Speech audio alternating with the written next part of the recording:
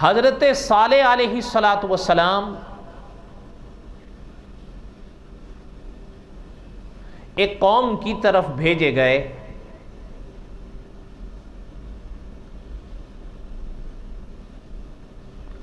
جسے سمود کہا جاتا تھا۔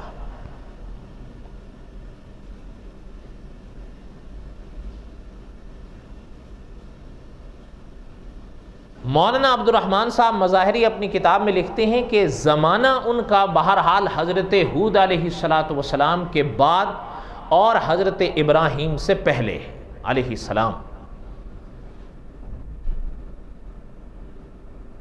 کچھ حضرات نے کسی قرینے کی وجہ سے حضرت عیسیٰ علیہ السلام سے پہلے لکھا ہے، لیکن علماء حق نے اور محققین نے اس کا رد کیا ہے، اختلاف کیا ہے کہ حضرت عیسیٰ علیہ السلام نہیں بلکہ ان کا زمانہ یعنی حضرت صالح علیہ السلام کا زمانہ حضرت ابراہیم سے بھی پہلے ہوا ہے، اور دلائل کے ساتھ۔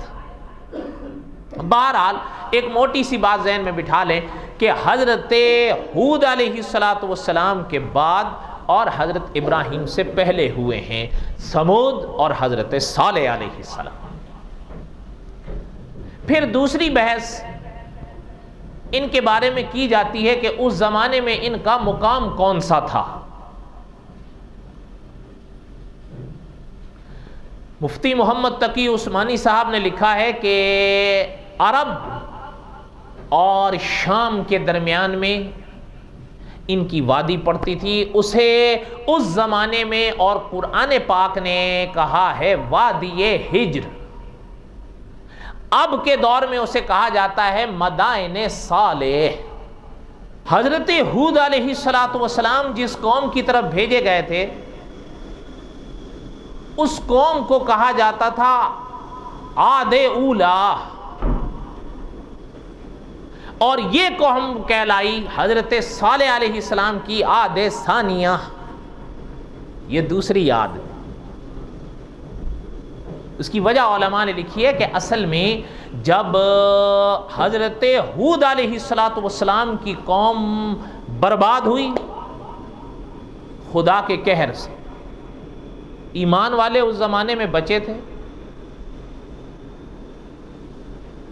وہ جب آباد ہوئے تو ان کی آگے جو نسل چلی نا، یہ آگے چل کے عاد ثانیہ بھی کہلائی اور سمود بھی کہلائی۔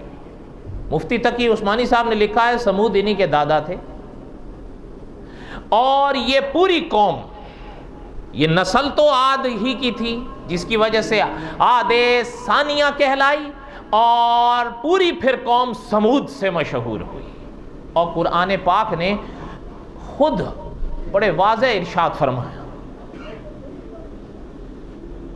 وَإِلَىٰ ثَمُودَ أَخَاهُمْ صَالِحًا، یہاں اللہ تعالیٰ نے انہیں سمود فرمایا ہے۔ میسج ٹی وی کی نشریات دیکھنے کے لیے اپنے کیبل آپریٹر سے کہہ کر میسج ٹی وی کو اپنی کیبل پر چلوائیں یا satellite dish per tune in کریں۔